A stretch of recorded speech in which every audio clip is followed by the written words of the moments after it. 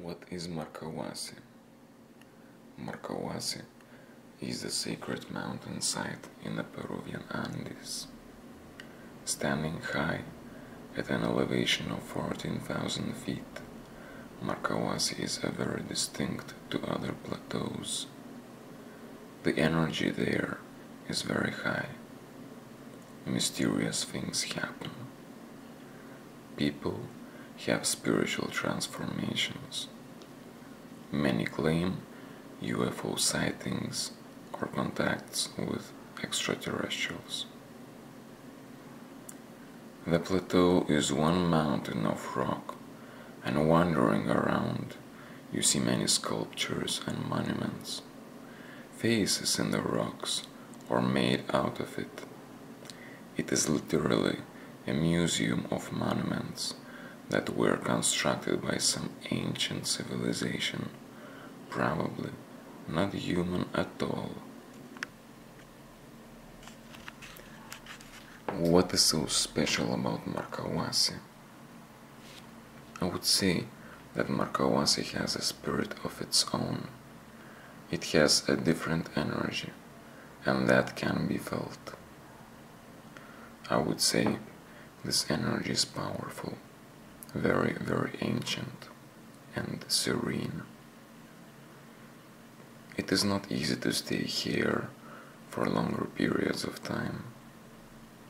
Physically, the environment is quite challenging. It is high altitude, it is merciless sun of the day and the cold of the night. There is no water to drink, apart from a little stream below Marcahuasi, and the climate is very dry. The first days of stay are hardest due to adaptation to the altitude, and it is normal to feel the pressure in the head and be unable to sleep in the night. Altitude sickness gets easier with every day because your body adapts. Your body starts adapting to the lack of the oxygen in the air, and in the beginning you need to breathe more to take extra breaths. But with the days you get used to this too, and you can move around much faster. What you don't really adapt to is the sun and the cold. If you stay for more than a few days on the plateau of Marcahuasi, you get your skin and lips burnt and dry, so it is good to have some protection on your skin. These are the physical discomforts. You may have inner spiritual discomforts and transformations too. You may have feelings and sensations you have never had before, both good and bad. Your moods may be changing more than normal. It is normal to have bursts of crying or laughing as your inner self is getting cleared out of the spiritual blockages. Well, this is the healing that Marcahuasi gives. It makes us get closer to our true selves and skyrockets spiritual growth.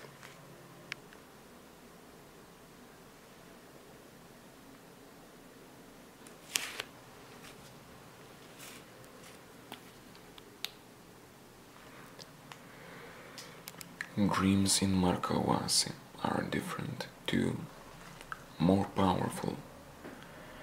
I definitely feel that Marcahuasi is teaching and affecting us through the dreams.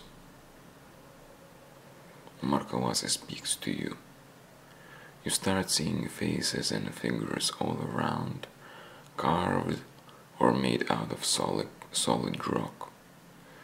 Many times these figures or faces are incredibly big. If you are very active visually, like if you are a visual artist for example, you will see these forms and faces more than if you are not. What is more interesting about that is the energy these monuments and statues transmit. If you are more sensitive, you will be able to feel it. It is as if every monument has a different spirit or vibration that really feels different and affects you in a different way. Each monument teaches you and affects you subliminally and beyond mental understanding. It speaks to you. If you spend more time in Marcahuasi, you will start seeing replicas of the same figures and monuments, but in different places. This is another very interesting thing. You can see the same face in a completely different place in Marcahuasi, far away. You will recognize it visually and from the same energy it transmits. What is very interesting too is that this same monument you will see from another place of evolution, if that does make sense. It feels like these monuments are evolving. In one replica of the monument, you can see aspects of it that you were not aware before earlier. What do these sculptures and monuments teach? The first words that come to my mind to answer this would be the history of the universe, and then evolution of consciousness. Indeed, when you walk around Marcahuasi, you feel as if in the gigantic museum, a museum of the earth, cosmos, and ourselves. I have spent a lot of time on the plateau. By now, I should have known what these monuments show and teach. However, I don't know. What I can say though is that they teach on a subliminal level, and with the mind you will not be able to understand it. It feels too that knowing them and learning from them makes you understand yourself and your history, your evolution better. I know that now as you hear these words, they do not make so much sense to you. You have to experience Marcahuasi to know what I'm saying. There are people who say that there are no real sculptures in Marcahuasi, and it is just an imagination of the mind. However, these are the people who either hadn't ever stepped onto the plateau, or people who had stayed for very little. It is clear that many of these monuments were made by moving enormous rocks and placing them to make the sculpture.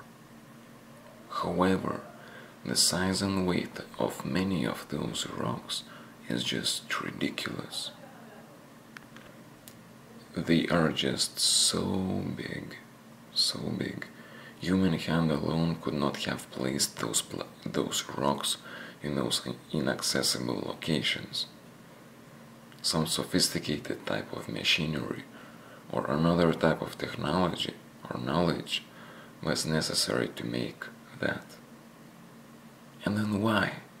Why would you bother doing this incredibly difficult labor?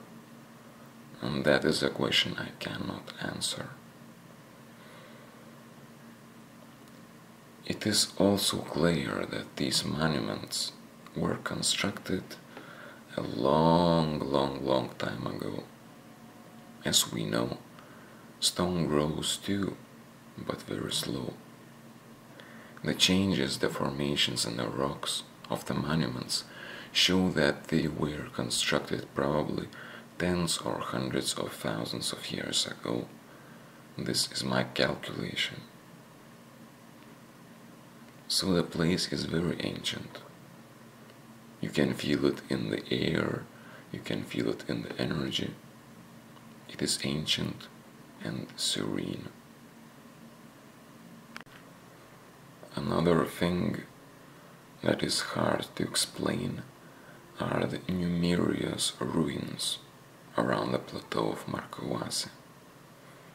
Evidently, these ruins date much less than the sculptures themselves. I would calculate them to be 500 to 2000 years old, but again, I'm not an expert in this. Villagers from San Pedro de Casta, a village close to the plateau, say that these ruins are pre-Incan and date to the time of Christ.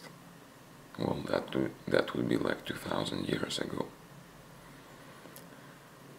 Okay, then what type of ruins do you find on Marcahuasi Plateau? There are two population centers, like towns, designed for people to live there and store food and store other things as well. They could have also been a site for astronomical observations. Another interesting place is the fortress in the furthest and most inaccessible part of Marcahuasi. It is clearly a military fortress. But why? Why would you construct a fortress so far away from everything, so high in the mountains? I think this was to protect the elite class, definitely not the ordinary people. Another thing worth mentioning are the tombs. There are numerous tombs around the plateau, and you could find bones and skulls inside. Most of them are already empty, because villagers or tourists would take those bones or whatever they would find. However, I know some more inaccessible and harder to reach places around Marcahuasi, where you still find well-preserved tombs with human bones inside, but it is not so easy to get there. I have also found human bones resting in different places, but not in tombs, covered with the earth.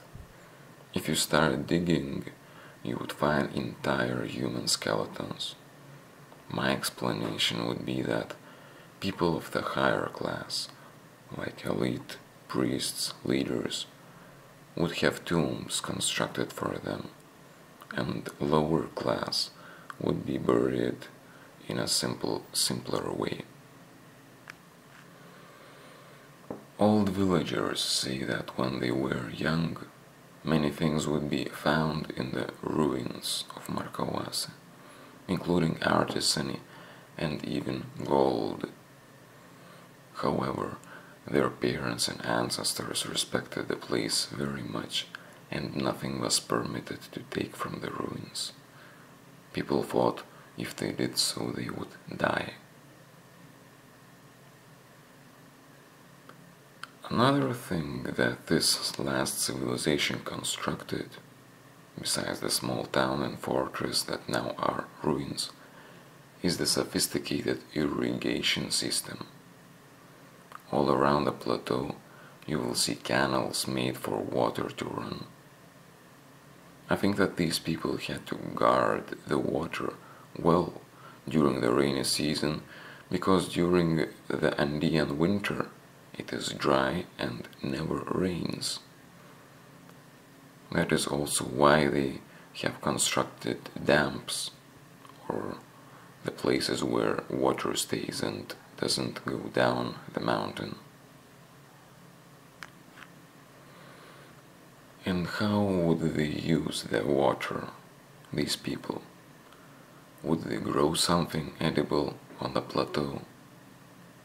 According to some old villagers, times ago their ancestors would plant some different edible roots or potatoes that are no longer found anywhere, and these roots would grow in this altitude and climate. Maybe this was a part of food of those people who had lived on the plateau. There are some lakes around the plateau too. There are stories around them too. Villagers say they would see beings come out of the lake or entering it at night. Supposedly, the lakes are doors or portals to the subterranean world or to the other dimension. Those lakes are pretty beautiful and impressive, and birds like to swim in them. Indeed, villagers are not willing to speak much about Marcahuasi. They have lived at the foot of the mountain for their whole lives, and they respect the place. Not only respect, it seems as if they were afraid of it. Few would be willing to spend the night on the plateau alone. There are many stories involved, and those include sightings of the UFOs, meetings with the extraterrestrials, and other mysterious events. Supposedly, many people who went to Marcahuasi had never come back. Some think they might have fallen from the high cliffs and died, and some think they got abducted or entered another dimension or civilization. Because yes, Marcahuasi is considered a portal to other dimensions. It is widely believed that there lives a civilization of enlightened humans or of higher class of beings beneath Marcahuasi, and some can access it through different ways. Marcahuasi is considered a portal to other dimensions. It is widely believed that there lives a civilization of enlightened humans or higher class of beings beneath Marcahuasi, and some can access it through different ways. Okay, I'm organizing 4 10-day retreats to Marcahuasi, 2016, March, September. And I provide transportation, I provide food, stay. We're going to stay in the tents in Marcahuasi. Our mission is to explore Marcahuasi, and I will be your guide here. We are going to learn and practice meditation and yogic techniques with me, and you can also participate in San Pedro or ayahuasca ceremonies. So if you are interested in this tour retreat, contact me, write me, and let's discuss the details.